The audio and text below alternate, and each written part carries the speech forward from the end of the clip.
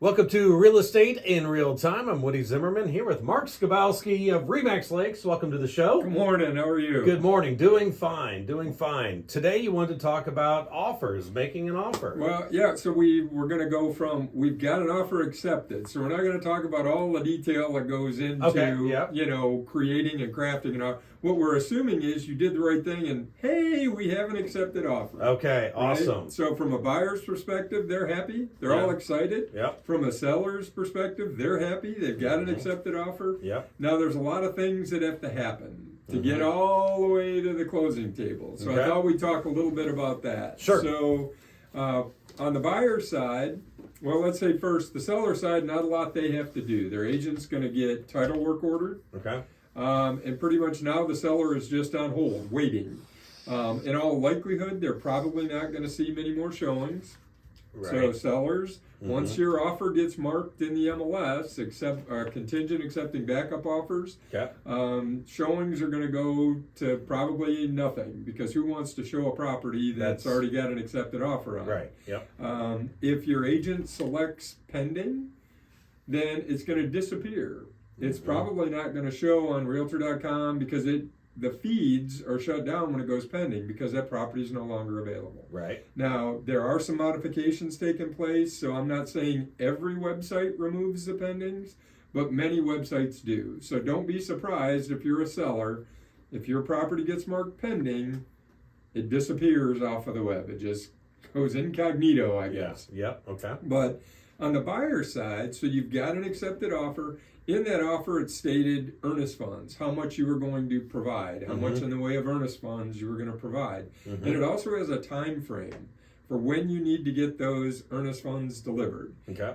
Don't miss that time frame. Yeah. Why do I say that? Because if you do, technically, the seller could accept another offer because you haven't complied with the terms of the agreement. Yeah, because it's a contract. It's a contract. So if you said, I will deliver my earnest funds in 2 business days or in 2 days, and you get that offer accepted on Friday, if it doesn't say business days, technically, when's the earnest money supposed to be there? Sunday. Yeah. Right? Over 2 the days. weekend, yeah.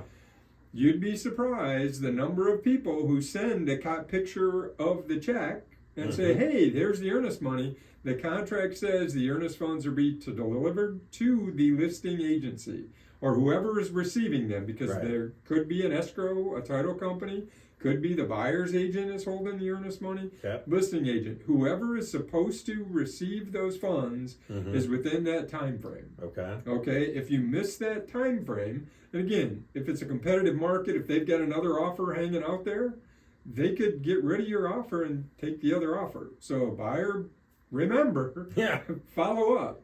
Your agent should know that. Your agent should know. And I've been surprised. There's agents that send me a picture. Hey, we're putting it in the mail in 2 days. No. Not the right answer. If your contract says 2 days, that is delivered to whoever's holding that money. Okay. It's not you have 2 days to put it in the mail. Right. It needs to be delivered within that time frame. So earnest funds, you're going to write that check.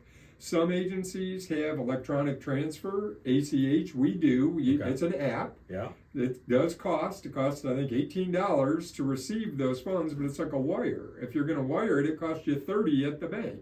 Right. So if you're going to overnight it, it costs you $15 to overnight it. So however you need to get that, if it's drive that check over, and drive the money order over, whatever it is, get those earnest funds in. Have I said that enough? Yeah, I think so. Have I reiterated that enough? I think that's a pretty important I think that's piece. pretty clear. I think it's pretty important that you do that. Yeah. So the second thing you're going to do is make sure, if you are financing, that your lender has a copy of the purchase agreement, the complete document, and you meet with that lender to see what's next. What are the next steps with that lender? Okay. Some lenders, you've already before you're pre-approved, you've already done all your paperwork, you've provided all the documentation and things they need. If you haven't done that, you need to get that. You'll need tax returns. You'll need W-2s. Yes, I remember all that. You need to meet with that lender and make formal application. Now again, there's local banks here, Lake City Bank for one. They do a lot of that work up front. So, but when we get a pre-approval from Lake City Bank, they're ready. As soon as you get an accepted offer and they get the appraisal done, they're committing the loan, they can close relatively quickly. Oh, wow. Okay. Lake City Bank in general does that. Again, not every loan process is the same. Right. There's my disclaimer, but you need to get the earnest money in and then meet with your lender and make that formal application. So when you go there, your loan officer is going to order your appraisal. So be prepared to pay for the appraisal. Now, we've talked about two things that you're spending on right now. Earnest funds, right? You're providing that. That check is going to be cashed. The appraisal. Your loan officer is going to have you pay for the appraisal when you make that formal application, because they are going to order the appraisal. Nobody else is going to order the appraisal. Just because the seller says, I have one from prior, doesn't mean anything. Your lender is going to order their own appraisal, and you're going to pay for that. Cost on that, $500 plus or minus. It depends on the property, who they're working with, all of those things. Right, but the appraisal, you definitely, as a buyer, you want that appraisal. You want that appraisal, and your lender is going to require that appraisal be done in order to give you the money for financing. So, after the break, we'll talk more about this. Boy, we've been half the show, and we're two whole items. Just 2 points. I know. All right, you're listening to Real Estate in Real Time. We'll be right back. Welcome back. You're listening to Real Estate in Real Time. I'm Woody Zimmerman here with Mark Skibowski of Remax Lakes, and we're talking about having an accepted offer, and we got the 2 points: earnest money and the appraisal. And the appraisal and meeting with your loan officer to make that formal application. Yes. Okay, and regardless, what I'm telling you is talk to your loan officer once you have an accepted offer, right? So now this is when they're the one more step for the buyer to take care of. Okay.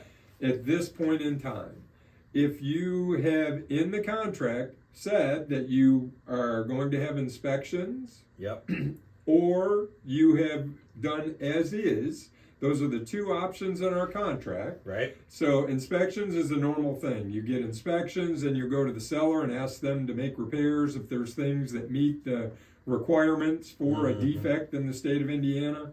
If you're doing as is, you're just for yourself. You want to know the condition of that property, and if there's something major, something that meets a defect in the state of Indiana. And I'm not being nebulous with these. It's just there's no book you can go to that says that is a defect. Right. In general, you're looking for things that impact safety, habitability, long-term valuation, or the health and welfare of the people who are going to move into it. Pretty broad topic. There's a whole paragraph in the purchase agreement that spells those items out. They're not looking for paint color. You're not looking for this, that, or the other thing. Right. But the reality is you need to order those inspections, because in that purchase agreement, you had a deadline. Notice it's a contract. Right. You have a deadline.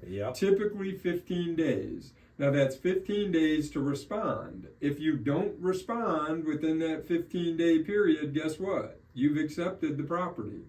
So essentially, you've waived your right to inspections. Oh, I couldn't get them done, blah, blah, Right. blah. What if the inspector can't make it out in those 2 weeks? If they can't make that out, then with your agent, draw up an amendment and amend the contract saying we need an additional 2 days, 3 days, 4 days, 5 days, whatever that is, so that you can get the inspections done. So anything within the contract, as long as everybody agrees, you can amend. You can change those things, but the key piece is don't miss the window. When we talked about earnest money, it's supposed to be there within 2 days. Oh my gosh, I realized I didn't get them in there. Amend the contract. Now the seller has to sign off on it. That's the only difference, because you've already negotiated the entire contract. Right. Both parties, meaning the buyer and the seller, need to agree to that. Things happen. Right? Right. I couldn't find my checkbook. I couldn't get the earnest money. All inspections. The inspectors are busy. I can't get anybody out there. I need a few days to do that. Most sellers are going to agree to that. Hey, they're happy. They were happy. They got an accepted offer at a price they like. They got a buyer that's willing to do it. It's just going to take a couple of extra days. So buyers be flexible, sellers be flexible. But just remember, you have a contract. So get those inspections ordered and scheduled for that time frame. Very important. Ordered, scheduled, completed. And then if there are items that you're concerned with, The inspection process is you have to give the seller the opportunity to fix them. So buyers, you can't just get an inspection report and go, oh, I don't like this. I don't like anything on there. I want out of the contract. Because that is not what the contract says. The contract states you will give the seller the opportunity to make those repairs. Now, if the inspector lists like 15, 20 different things, that doesn't mean that the seller has to fix That's correct. 20 different things. Good point. I'm glad you made that. Because many times what people do is say, well, here's everything in the report. I want you to fix it. Yeah, or drop 20 grand off the house. Right. Yeah. Or take 20. That's not the reason behind the inspections. Again, there is a complete paragraph in the purchase agreement which explains what a defect is, and that's what we're looking for. Those are the items that we can go to. And I'll give you some examples of things that are standard, that are proven defects. Coliform bacteria in the water, health and safety. Yes. Right? Long-term valuation. If the roof is shot, right? Yep. It could potentially be, even if you're conventionally financing. The appraiser's not going to look at that roof, but if it's something that impacts the long-term valuation, then yes, you could ask for that. Now, I'm not telling you that buyers can't ask for things that are not defects. Right. Because many times they do. They say, well, I want you to fix this, that, and the other thing. Seller just doesn't have to agree to it. Bottom line, it's not grounds for you to void the contract, to get out of the contract. Yeah. So if you still want to buy the house, you write all that stuff up and you give it to the seller and give them the opportunity to make those repairs. You signed a contract, you'd been through the house, you've agreed to it. The seller thought they had it sold, you thought you were buying it, now we've had inspections. They're not going to make it a brand new house. If it's a 1914 house, you're they buying are a not 1914. going to bring it to 2023 standards. They just are not. And again, if you run into these where the homes are priced relatively low, and if it were fixed, it would have been priced accordingly, $150,000 more if you had these other things. Right. So, bottom line, buyers, the inspections, they are your right to do if you've negotiated that in the contract, but you are not going to make this house a 2023 house. The seller is not going to bring it up to everything today's code. It needs to be safe, right? The value needs to be there, all of those things, but the purpose of the inspections are not to slam the seller, not to renegotiate the contract.